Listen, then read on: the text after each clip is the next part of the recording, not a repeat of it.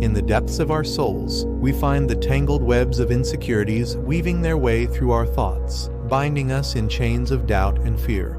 But fear not, for in the shadows of these insecurities lies the guiding light of Stoic wisdom, illuminating the path to liberation from these self-imposed constraints. The Stoics, those ancient sages whose words echo through the corridors of time, understood the power of the mind to shape our reality. Seneca, that venerable philosopher, once proclaimed, "We suffer more often in imagination than in reality." How profound these words ring, reminding us that the shackles of insecurity are forged not from the steel of circumstance, but from the whispers of our own minds. Imagine, if you will, a ship adrift upon a stormy sea. The winds howl, the waves crash against its hull, threatening to drag it down into the abyss. Yet amidst the chaos, the Stoic remains steadfast at the helm, his gaze fixed upon the distant horizon. For he knows that it is not the fury of the storm that determines his fate, but the strength of his resolve. In the face of insecurity, the Stoic does not cower or flee, but stands firm with a courage born of inner strength. Marcus Aurelius, that paragon of Stoic virtue, wrote, "You have power over your mind, not outside events. Realize this, and you will find strength."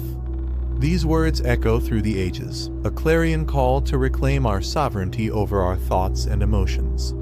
It is easy to succumb to the siren song of insecurity, to allow ourselves to be swept away by its currents. But the Stoic knows that true freedom lies in the mastery of oneself. Epictetus, that humble former slave turned philosopher, taught us that men are disturbed not by things, but by the views which they take of them. In every moment, we possess the power to choose our perspective, to see the world not as a threat, but as an opportunity for growth. Consider the story of Cato the Younger, that indomitable statesman whose unwavering commitment to Stoic principles inspired countless generations. In the face of overwhelming adversity, he remained steadfast in his convictions, a beacon of virtue in a world consumed by corruption. Though his body may have been broken, his spirit remained unyielding, a testament to the power of Stoic resilience. We are not defined by our insecurities, but by our response to them. In the crucible of adversity, the Stoic finds strength, forging his character in the fires of adversity. As Seneca so eloquently stated, "Fire tests gold, suffering tests brave men." Let us embrace our struggles not as burdens to be borne, but as opportunities to cultivate the virtues of courage, resilience, and wisdom. In the pursuit of Stoic excellence, we must cultivate the practice of self-reflection.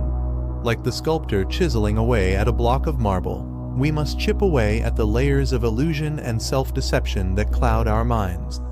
Through the practice of mindfulness and introspection, we can uncover the root causes of our insecurities and confront them with courage and clarity. But let us not mistake Stoicism for indifference or apathy. The Stoic is not immune to the pangs of emotion, but rather transcends them through the power of reason and virtue. As Epictetus reminds us, it's not what happens to you, but how you react to it that matters.